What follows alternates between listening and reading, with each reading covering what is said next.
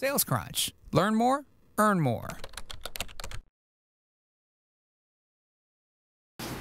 So we talked about, how these leads are coming in, how they're scored.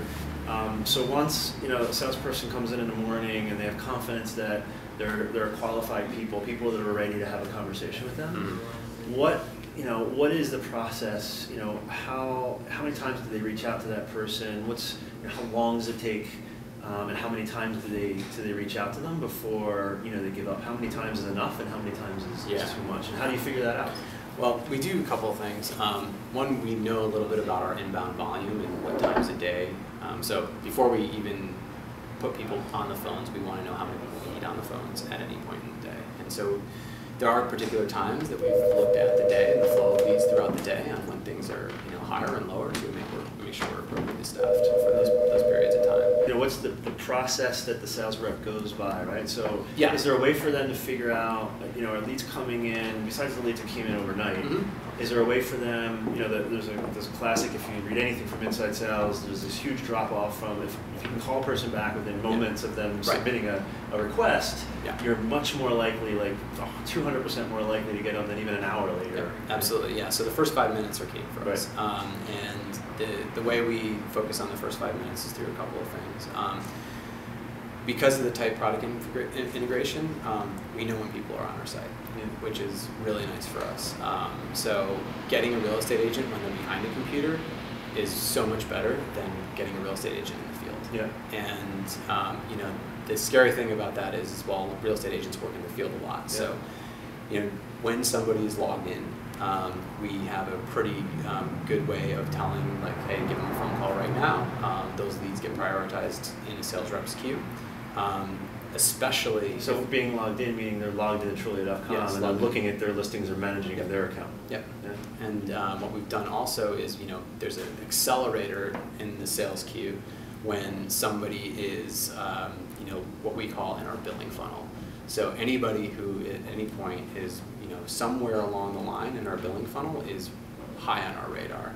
So we do have a self-service version of our product, and somebody can go through the entire purchase process online. But as soon as somebody is in that billing process, there's a high visibility to that person in the inside sales team.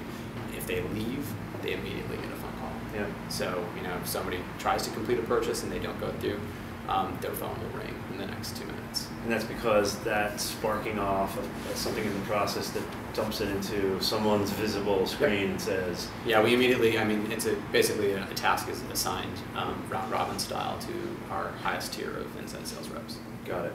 Round robin meaning it's randomly sent, and if someone doesn't pick it up, does it go to someone else? It depends. Well, actually, I shouldn't say it's always round robin. It depends if there's an established relationship with that particular user. But if it's a new user to our site, it's distributed randomly across the team. So how many times are they, outbound reaching? If someone's, sending, for whatever reason, they've done something to indicate that they're interested. Some of it's passive, but some of it's active, right? So they've filled out a form, I'm interested in something, I want to get a price on something, yet they may not be available the first 3 times you call them. So how do you figure out when to call them and how many times to call them? Yeah, our magic number 6. So there's the secret. Yeah. Our magic number 6. Is it 6 touch points or 6 phone calls? Some email, some that's phone? 6 dials. Okay. 6 dials is our maximum live connect rate, and we found that after that there's diminishing returns on calling them anymore. And for the time being, they get put back into low touch marketing activities at that point, but in terms of dials, we move on after 6 tries. And so I guess if any real estate professionals see this, they're like, okay, I know, I just have to wait until the 6th call until they will call me. Right. Well, for better or worse, right? Because they're just assuming that you're going to keep calling them back. They better pick up on at least the 5th. So are you doing those 6 calls within a day, within a week? Are you varying the times of day? So you talked about knowing when they're sort of logged in, right? Yeah, it's interesting. We have some busy hours, and we know that particularly between our morning hours are really good for us for initial contacts. And this is just by our left connection rate to people. So what we do is we always encourage, heavy dialing during certain periods, and then having people schedule appointments during other periods where it's low. Got it. You talk. I mean, clearly you talk a lot about automation. What are the key, like, you know, 2 or 3 sort of tools or pieces of technology that you couldn't live without? Couldn't do this without? God, Marketo's been pretty awesome for me so far.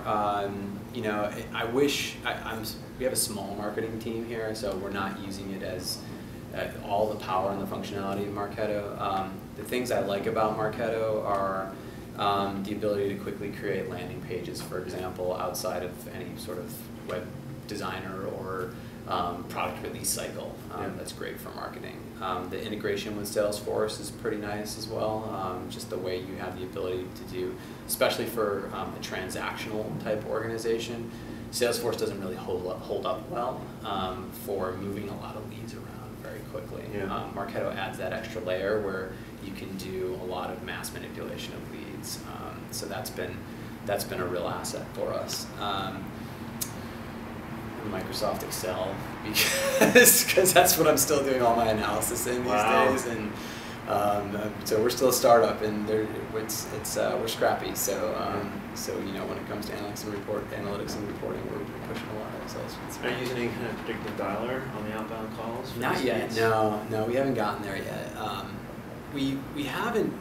You know, we haven't done. We use click to dial, so and you know that's really helpful for us. We have played a little bit with, you know, online chat and things like that, and we know the potential there. It's just when it's not a matter of if, it's a matter of when for us. Sales Crunch. Learn more, earn more.